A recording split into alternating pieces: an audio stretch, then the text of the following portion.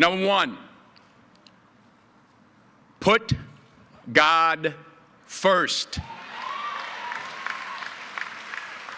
Put God first in everything you do.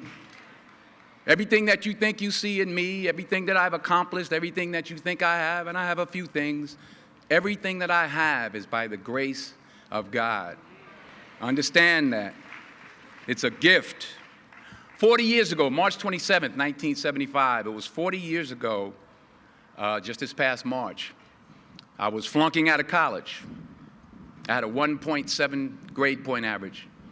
I hope none of you can relate. I had a 1.7 grade point average. I was sitting in my mother's beauty shop. They still call it beauty shops now? What they call it now? Yeah, I was sitting in the beauty parlor. I was sitting in my mother's beauty parlor, and I'm looking in the mirror, and I see behind me this woman under the dryer. And every time she looked up, every time I looked up, she was looking at me, just looking me in the eye. And I didn't know who she was, and I said, she said, somebody give me a pen, give me a pencil, I have a prophecy. March 27, 1975, she said, boy, you are gonna travel the world and speak to millions of people. Now mind you, I was flunked out of college. I'm thinking about joining the Army. I didn't know what I was gonna do, and she's telling me I'm gonna travel the world and speak to millions of people. Well, I have traveled the world, and I have spoke to millions of people. But that's not the most important thing, the success that I had. The most important thing is that what she taught me and what she told me that day has stayed with me since. I've been protected, I've been directed, I've been corrected. I've kept God in my life, and it's kept me humble. I didn't always stick with him, but he always stuck with me. So stick with him in everything you do. If you think you want to do what you think I've done, then do what I've done and stick with God. Number two, fail big. That's right. Fail big. Today is the beginning of the rest of your life, and it can be very frightening. It's a new world out there. It's a mean world out there, and you only live once. So do what you feel passionate about. Take chances professionally. Don't be afraid to fail. There's an old IQ test, was 9 dots, and you had to draw 5 lines with a pencil within these 9 dots without lifting the pencil. The only way to do it was to go outside the box. So don't be afraid to go outside the box. Don't be afraid to think outside the box. Don't be afraid to fail big, to dream big. But remember, dreams without goals are just dreams, and they ultimately fuel disappointment. So have dreams, but have goals. Life goals, yearly goals, monthly goals, daily goals. I try to give myself a goal every day.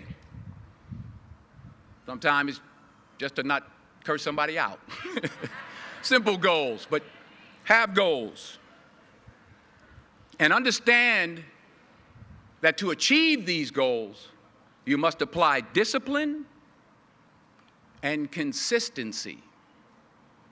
In order to achieve your goals, you must apply discipline, which you have already done, and consistency every day, not just on Tuesday and miss a few days.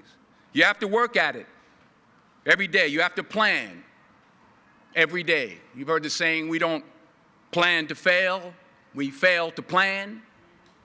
Hard work works.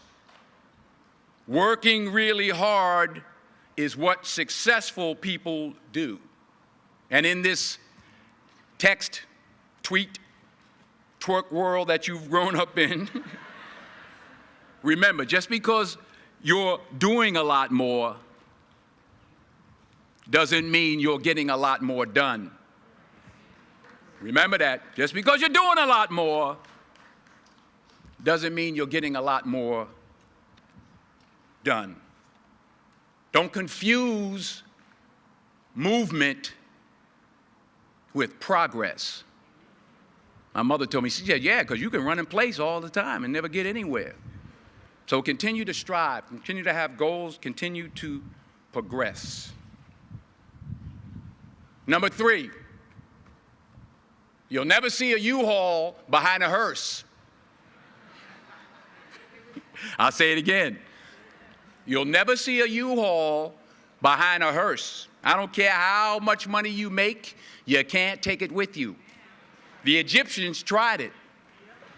They got robbed. That's all they got. You can't take it with you.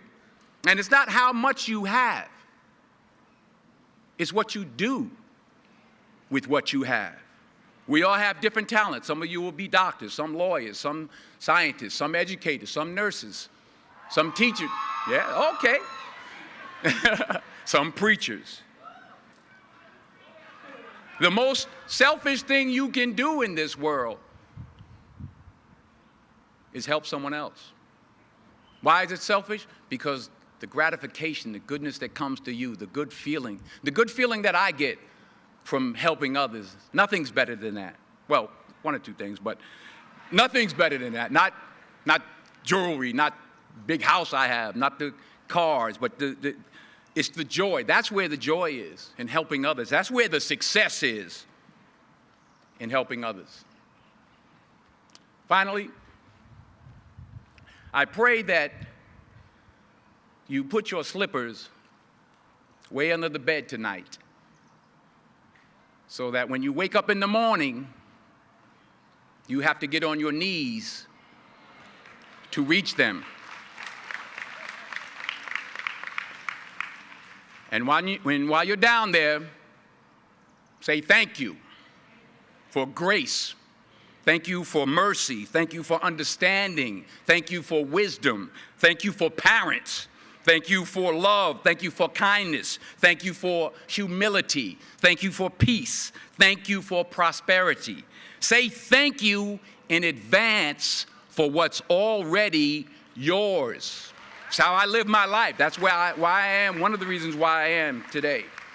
Say thank you in advance for what is already yours. True desire in the heart for anything good is God's proof to you, sent beforehand to indicate that it's yours already. I'll say it again. True desire in the heart, that itch that you have, whatever it is you want to do, that thing that you want to do to help others and to grow and to make money, that desire, that itch, that's God's proof to you, sent beforehand already to indicate that it's yours. And anything you want good, you can have. So claim it. Work hard to get it. When you get it, reach back. Pull someone else up. Each one, teach one. Don't just aspire to make a living. Aspire to make a difference. Thank you.